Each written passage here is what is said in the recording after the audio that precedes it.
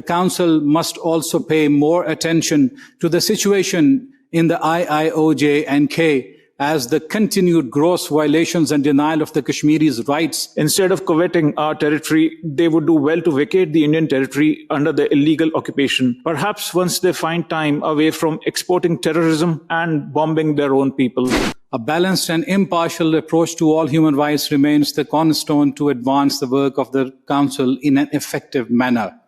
The continued proliferation and extension of country-specific mandates focused primarily on countries from the developing world raises questions about the constructive spirit needed to build bridges and reduce polarization, especially at a time of such liquidity crisis. People living under foreign occupation continue to face some of the worst human rights violations.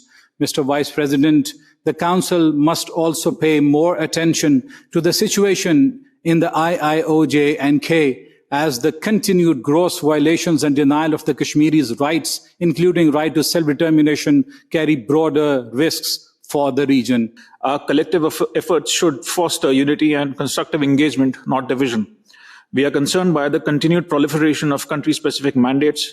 Far from advancing the Council's core mandate, they reinforce perceptions of bias and selectivity. Focusing narrowly on the human rights situation in a few countries distracts us from the urgent and shared challenges the world faces. We firmly believe that lasting progress can only be achieved through dialogue, cooperation, and capacity building, always with the consent of the state concerned. At a time when the world is struggling with multiple crises, the Council's work should be channelized into forging consensus through a non-politicized and forward-looking approach. Mr. Vice President, a delegation that epitomizes the antithesis of this approach continues to abuse this forum with baseless and provocative statements against India. Instead of coveting our territory, they would do well to vacate the Indian territory under the illegal occupation and focus on rescuing an economy on life support, a polity muzzled by military dominance, and a human rights record stained by persecution. Perhaps once they find time away from exporting terrorism, harboring UN-proscribed terrorists, and bombing their own people. Don't forget to subscribe and follow us.